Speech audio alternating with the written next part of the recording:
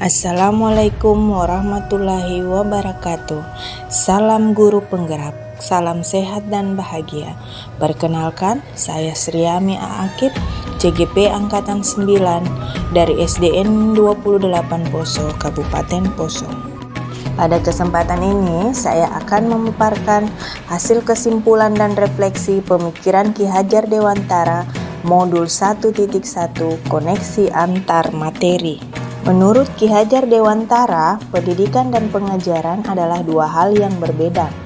Pengajaran adalah bagian dari pendidikan, sedangkan pengajaran adalah proses pendidikan dalam memberi ilmu atau kecakapan hidup anak secara lahir dan batin.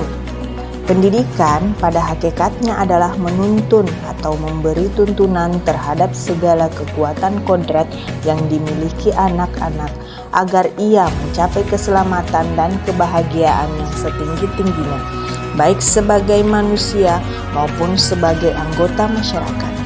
Pendidikan menciptakan ruang bagi murid untuk bertumbuh secara utuh agar mampu memuliakan dirinya dan orang lain serta menjadi mandiri. Pada kesempatan ini, saya akan merefleksikan diri berdasarkan pertanyaan. Yang pertama, apa yang Anda percaya tentang murid dan pembelajaran di kelas sebelum Anda mempelajari modul 1.1? Sebelum saya mempelajari modul 1.1 mengenai refleksi pemikiran pendidikan Ki Hajar Dewantara, saya percaya bahwa kegiatan pembelajaran akan berhasil apabila guru banyak menjelaskan dalam proses pembelajaran, sebab guru berfungsi sebagai subjek penyampai ilmu pengetahuan.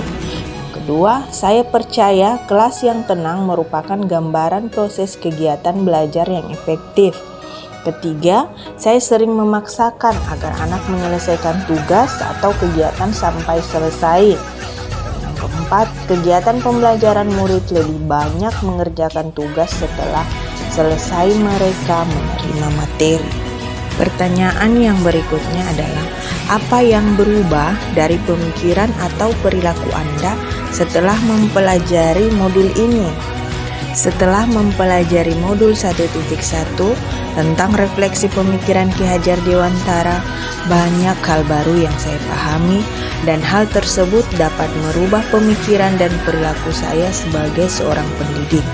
Di antaranya, saya telah berpikir untuk merubah diri sebagai seorang pendidik yang lebih menghargai peserta didik, di mana pendidik harus mampu mengenali karakteristik dan kebutuhan murid dalam belajar.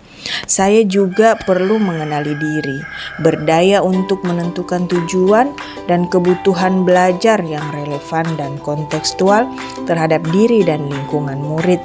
Saya perlu terus belajar agar bisa mengantarkan murid-murid untuk berbudaya dan menjadi manusia merdeka. Dan saya berharap setelah saya menerapkan pembelajaran berdasarkan modul ini, murid-murid saya bisa menjadi murid yang mampu menghadapi tantangan ke depan. Pertanyaan berikutnya, apa yang dapat segera Anda terapkan lebih baik agar kelas Anda mencerminkan pemikiran Ki Hajar Dewantara?